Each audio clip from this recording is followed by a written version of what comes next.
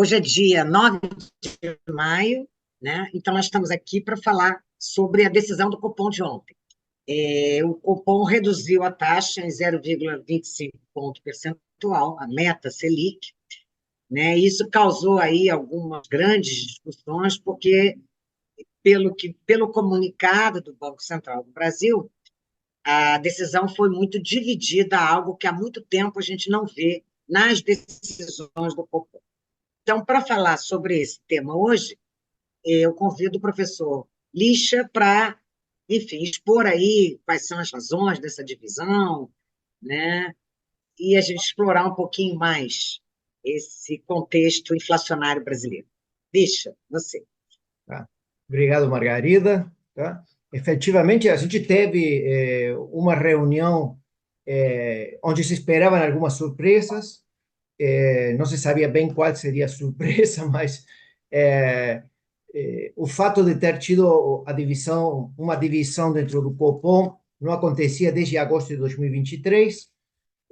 O que chamou a atenção é que o número que foi vencido, digamos, que pensou que poderia reduzir a taxa de juros 0,50, foram quatro membros, não? De fato, são os membros que tinham sido nomeados pelo governo Lula, tá? Um pouco o nome mais importante desse grupo é Gabriel Galípolo, que é tido como provável eh, presidente do Banco Central no final da gestão do Roberto Campos, agora no final deste ano, tá?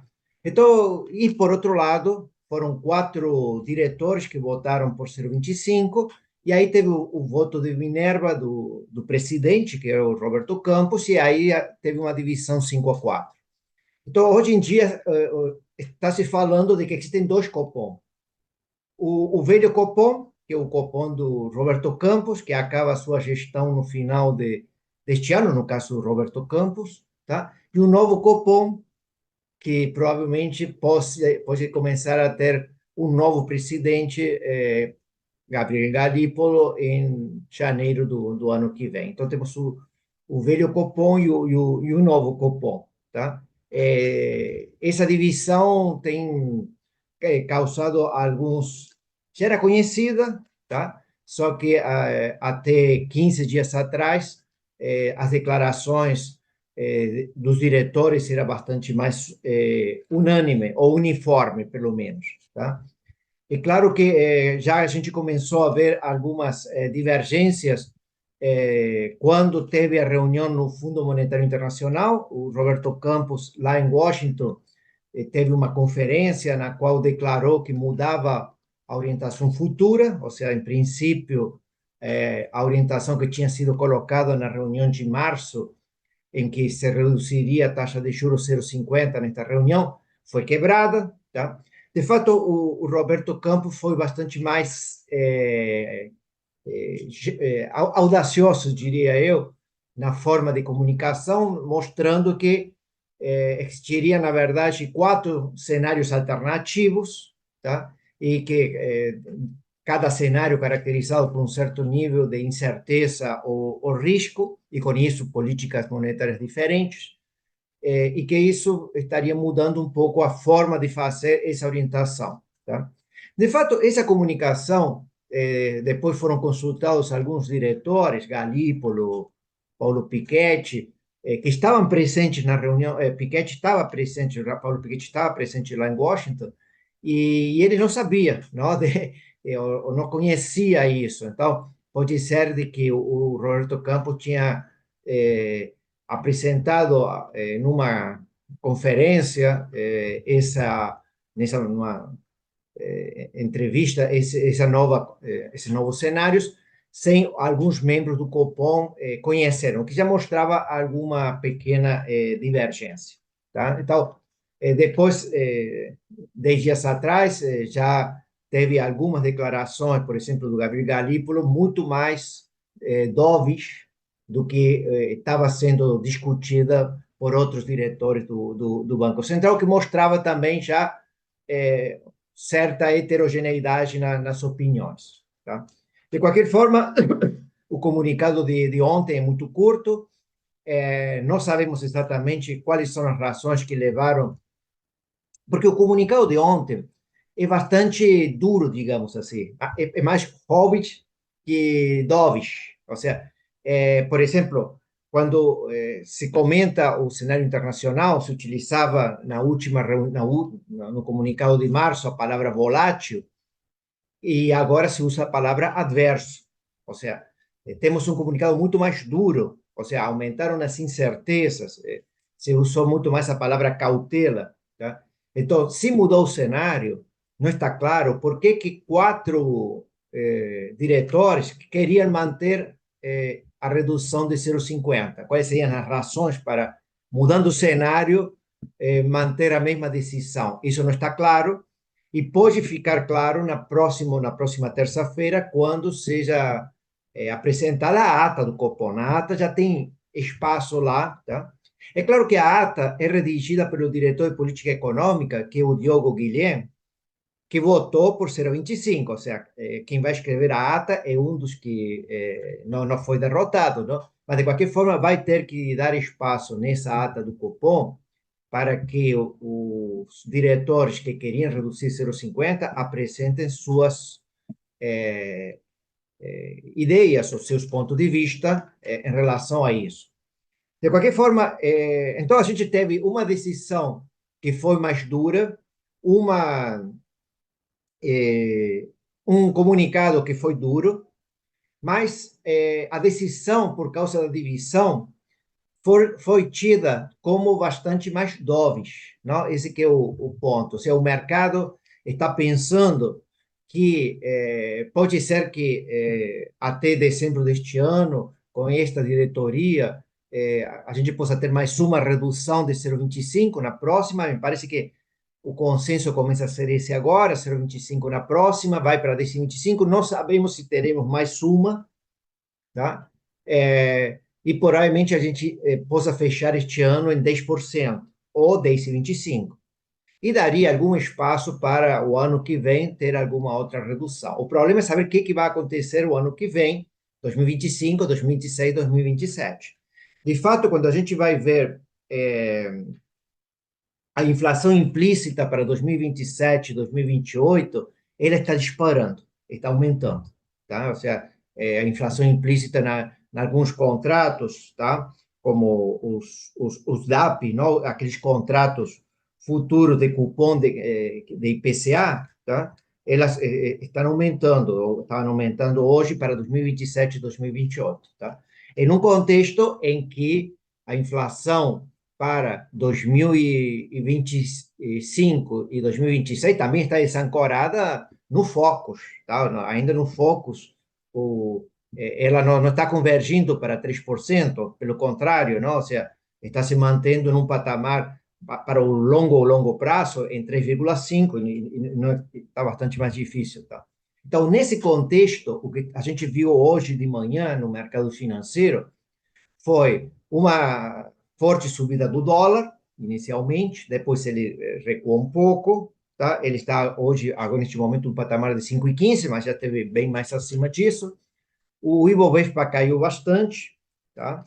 Depois se recuperou também um pouquinho, hoje, agora está em 128 mil pontos, tá? Mas o mais importante de tudo, que o tema central, foi o que aconteceu com a curva de juros, tá? A gente viu que o DI para janeiro de 2025 subiu 0,1 pontos percentuais, não? Subiu de 10,2 para 10,3, tá? Mas, quando a gente olha o DI mais longo, por exemplo, janeiro de 2029, tá?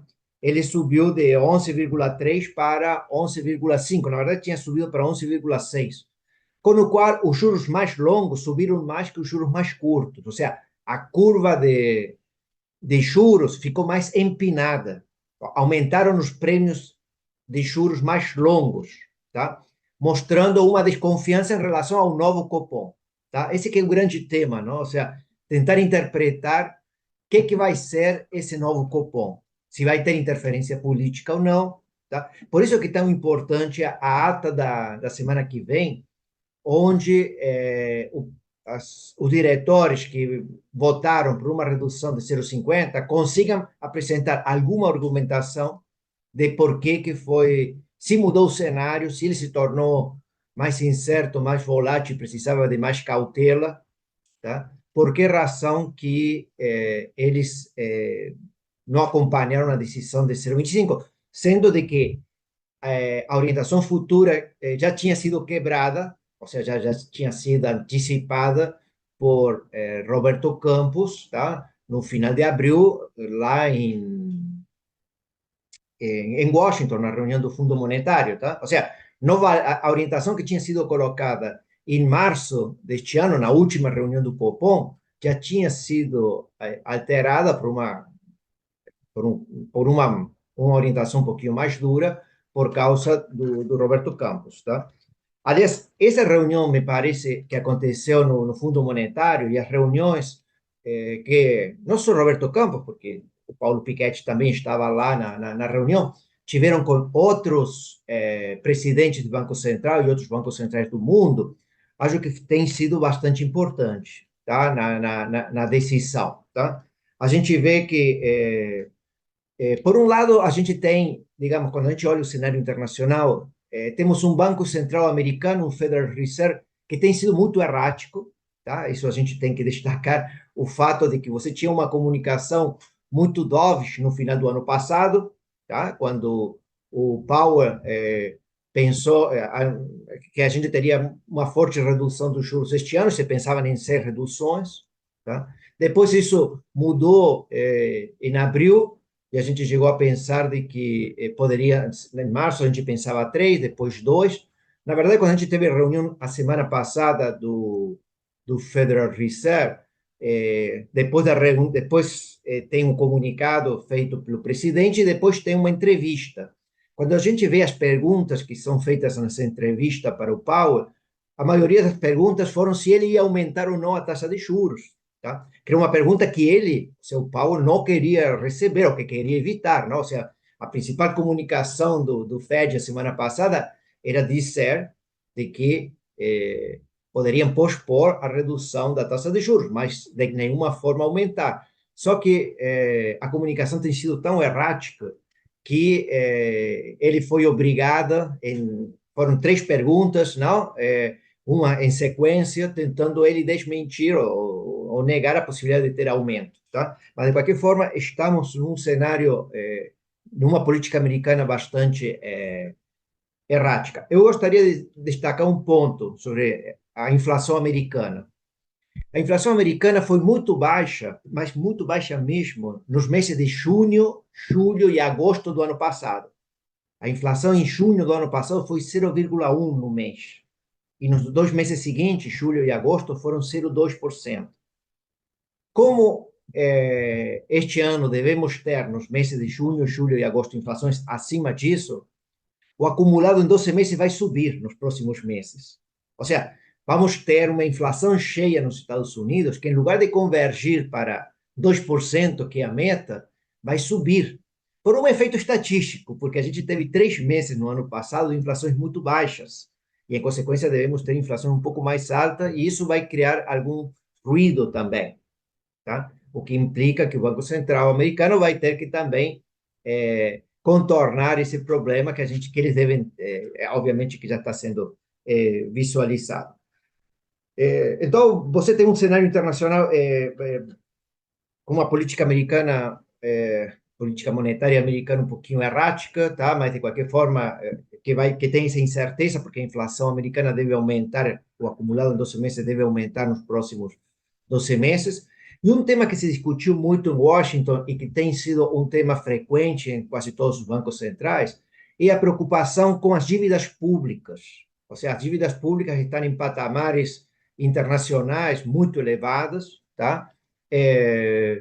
Os bancos centrais normalmente não falam de política fiscal, é muito difícil algum banco central falar sobre política fiscal. Aqui no Brasil é mais comum. Aqui no Brasil é mais comum o nosso Banco Central mostrar preocupações, mas porque é um tema importante.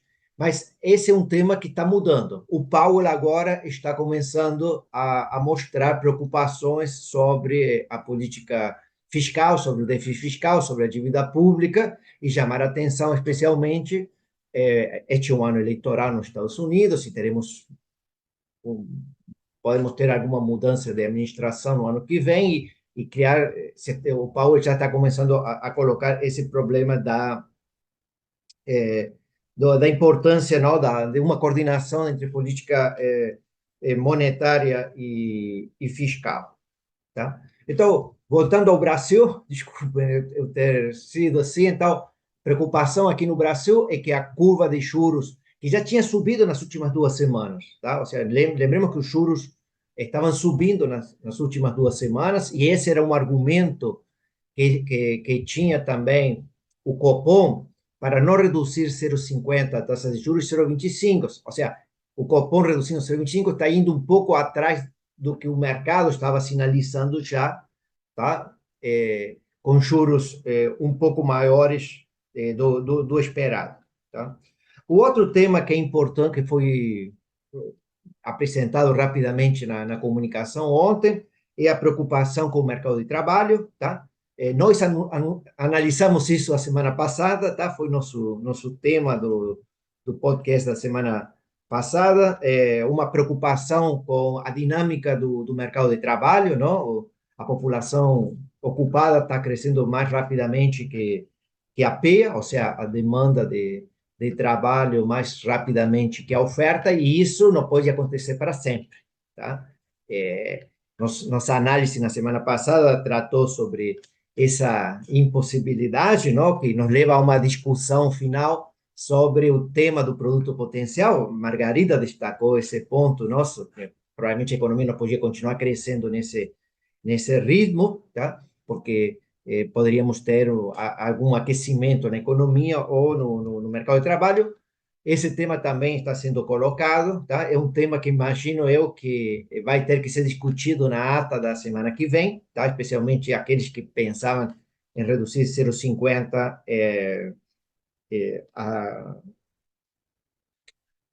a taxa de juros, tá? Então, é claro que o tema agora é como contornar esse problema da divisão dentro do Copom. Não, o novo Copom e o velho Copom, como se está falando no mercado. O mercado está falando dessa forma. Tá? Está surgindo um novo Copom mais dovish. Está surgindo um novo Copom que não que vai respeitar uma meta de inflação de 3% a longo prazo, a médio prazo, ou não, ou tentarão acomodar os choques que possam ir acontecendo na economia. Tá? Só falando sobre divisão, teve também hoje a reunião do Banco de Inglaterra, tá? Eles mantiveram a taxa de juros, mas olha só, foi dividida a decisão. 7 membros a favor de manter a taxa de juros e 2 membros para reduzir a taxa de juros. Então, essas divisões que estão acontecendo no Brasil estão, na verdade, acontecendo no mundo. A gente vê diretores do Fed também com opiniões diferentes, ou às vezes diferente do próprio Powell, que é o presidente, tá? Mas o tema está de que a curva de juros agora se tornou muito, especialmente para os trechos mais longos, muito mais empinada, indicando agora, tá, essas dificuldades. Tá? Bom, então esses eram os temas que eu queria colocar. Ok, Lixa, então eu acho que, na verdade, você tocou aí numa questão que é muito importante, né? Independentemente do diagnóstico inflacionário e o comunicado do Banco Central, ele é duro, como você colocou, né? Um cenário em relação à última reunião, por que que a decisão foi de cortar 0,25?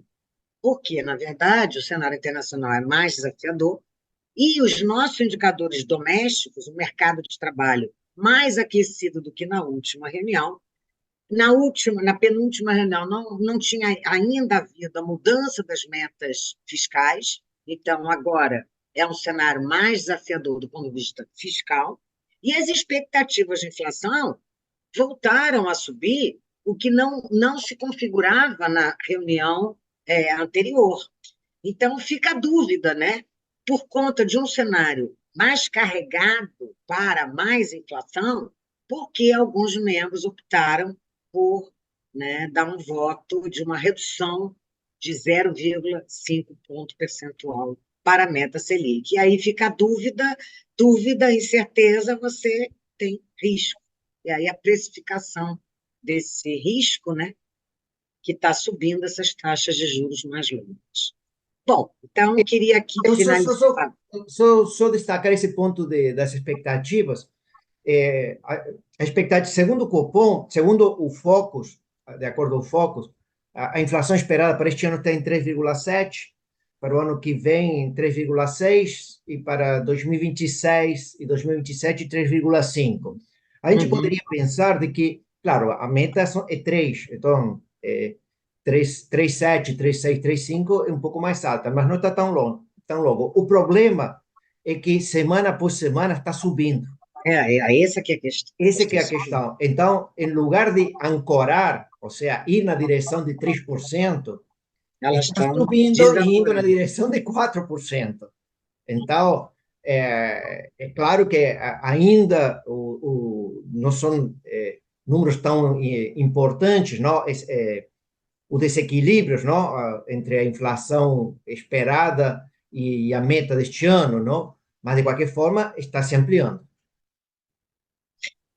Ok, gente, então vamos parar por aqui. Próxima semana a gente vem com outro tema aí, que tenha surgido da semana. E então, um bom final de semana a todos, até a semana que vem. Obrigada.